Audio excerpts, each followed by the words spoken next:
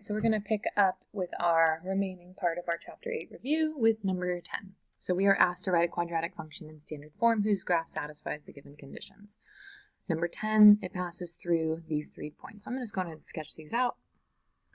I've got -8, 0, so that would be an x-intercept. And then -2, 0 might be about here. That's another x-intercept. And -8, 4, -6, 4 would be maybe right about here. So I'll go ahead and start off by using intercept form since I have my two x-intercepts. So I do know that my function f of x is going to follow the form a times x minus p x minus q, where p and q are my x-intercepts. So a -8 for p and a -2 for q. So f of x is equal to a times x plus 8 times x plus 2. Now I need to find out what a is, so I'm going to go ahead and use that remaining point of -6, 4 to plug in those values and determine the value of a. So my y value is 4 when my x value is -6. And this is enough for me to be able to solve for a. So 4 is equal to a times 2 times a -4. And dividing by -8, I find that a is going to be a -1/2. So my equation then, in intercept form,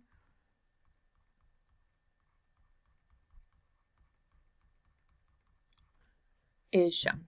Now we are asked for a graph in standard form. So I need to go ahead now and make sure that I multiply this out into standard form.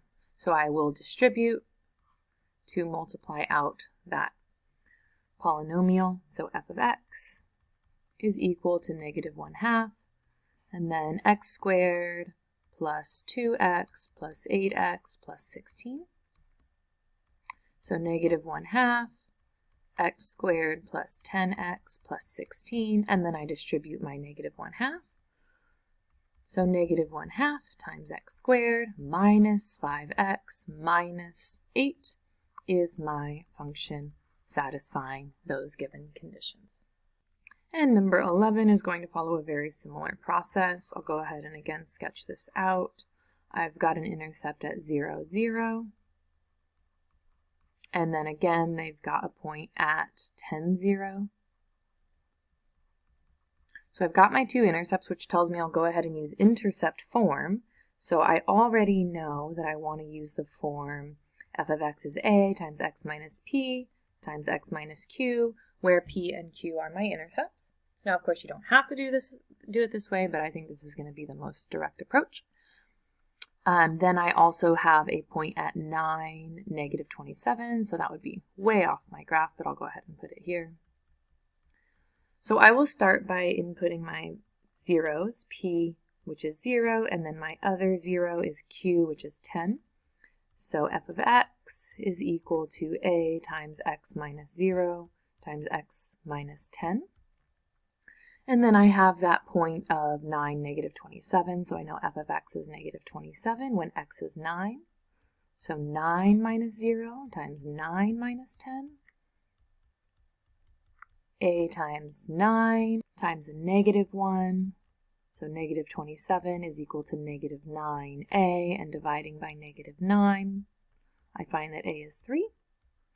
So going back to my f of x function here, I now know my value of a is 3. X minus 0 is just x, and x minus 10 gives me my other intercept. And again, we do want this in standard form, so I will go ahead and distribute my x. So I've got f of x is equal to 3 times x squared minus 10x. And then distributing my 3, f of x is equal to 3x squared minus 30x.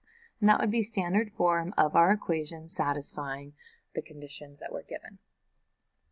Lastly, number 13, we want our graph to pass through the point 4, 0. So 1, 2, 3, 4, 0. And through the point 1, 9, which would be about here. We aren't told any other information, including where a vertex might be, so we really have a lot of freedom here. As long as our parabola goes through those 2 points, then we've satisfied the conditions. So what I'm going to do is I'm just going to make one of these my vertex. So I'm going to make my parabola look something like this. So if that's the case, then I'll go ahead and use vertex form. F of x is a times x minus h squared plus k. My vertex is 4, 0. So that means that h is going to be 4 and k is going to be 0. So plugging these values in, f of x is equal to a times x minus 4 squared plus 0. And then I have the point 1, 9 to plug in for x and y to determine the value of a. So y is 9 equals a times 1 minus 4 squared plus 0. I'll go ahead and leave that out. So 9 is equal to a times negative 3 squared. 9 is equal to 9 times a, which means that a is equal to 1. So then I go back to my vertex form and I simply plug in the a value of 1. So a is 1, so I can either write it or not. X minus 4 squared. So I have the option to write the 1 and I have the option to write the plus 0. So to write this in the most simple way, I'm going to write it as just x minus 4 squared. This is vertex form, and we are asked again to put it into standard form. So to put this into standard form, I'll erase to give myself some room. I need to simply multiply this out. So f of x is equal to x minus 4 times x minus 4, and then we distribute and combine like terms. So x squared minus 8x plus 16, and this would be standard form of our parabola satisfying these conditions. Now keep in mind that this is not our only possible parabola. There are a number of parabolas that we could have drawn here. I could have drawn a parabola that has the vertex at 1, 9 and goes through the point 4, 0. That would be perfectly fine. You could have also figured out a parabola that has a vertex somewhere else but still crosses through 1, 9 and 4, 0. So this is not our only solution, but I think it was the most direct, straightforward way to get to the parabola that satisfies our conditions. Number 15, our last question. You're playing tennis. The path of the tennis ball is modeled by the function shown. X is our horizontal distance from where you hit the ball, and y is the height of the ball. So if I sketch out a coordinate plane, your tennis ball is going to look something like this. So you hit it right about here, it goes up, and then it drops a little bit of ways from you. What is the maximum height of the tennis ball? So what this is really asking for is the vertex. Specifically, if y is our height, we want the y value of the vertex. So how high did that ball go? So to find the x value of the vertex, I'll use negative b over 2 times a.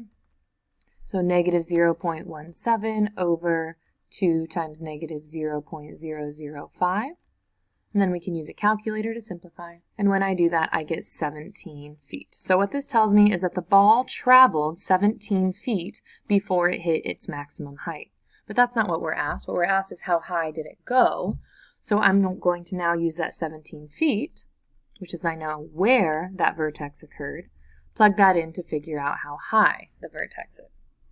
So y equals negative 0.005 times 17 squared plus 0.17 times 17 plus 3, and we'll use a calculator to simplify.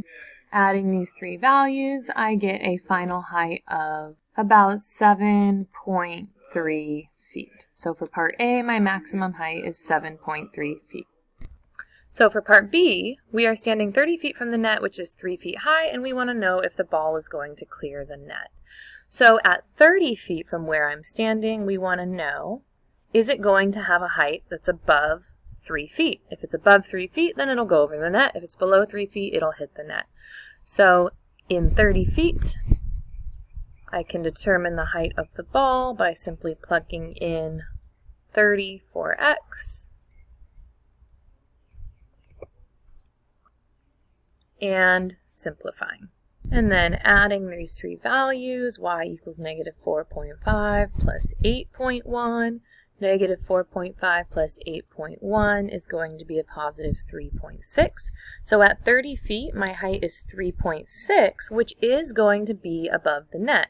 So yes, in 30 feet, the height of the ball is 3.6 feet, which is greater or higher than the height of the net.